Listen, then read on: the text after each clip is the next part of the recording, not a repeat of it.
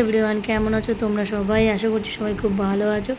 শুভ রথযাত্রার অনেক অনেক শুভেচ্ছা ও অভিনন্দন সবাইকে। সবাই খুব ভালোভাবে রথযাত্রায় অনুভব করো, ঘুরতে যাও, মজা করো বাড়ির সবাইকে নিয়ে। আর এই দেখো, এটা হচ্ছে আমার সোনামার সুন্দর রথ, যেটা বানিয়েছে আমার বাবা। মানে বাবা বানায়নি, ঠিক বাবার মিস্ত্রিরাই বানিয়েছে। তো বাবার খুব একটা পছন্দও হয়নি যে আরও সুন্দর করে হতো এটা। তো বাবা একটুখানি কষ্টও পেয়েছে সেই জন্য, যে আমি নিজে করলে সুন্দর হতো, বাট আমি তো টাইম পেলাম না, বাবার অনেক কাজের প্রেশার ছিল।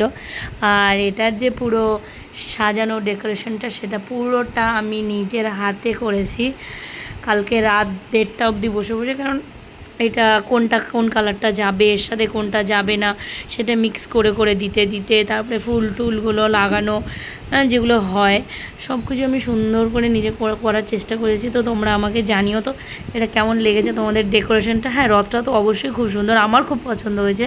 বাবার পছন্দ হয়নি কারণ বাবা অনেক ভালো কাজ পারে তাই, বাট আমার তো সেই লেগেছে। রথটার ডিজাইনটা পুরো একটা ছোট্ট পুরীর মন্দিরের মতো মনে হচ্ছে।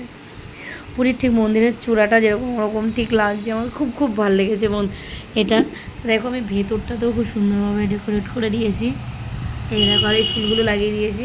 কেমন লাগছে ফুল লুকটা? দেখো, এই যে এটা হচ্ছে রথের ফুল লুক। আমার ঘরে একটু আলো কম আছে তাই কালো কালো লাগছে, বাট দেখো কাছে যখন নিচ্ছি ফ্ল্যাশে, তখন দেখো কত সুন্দর লাগছে।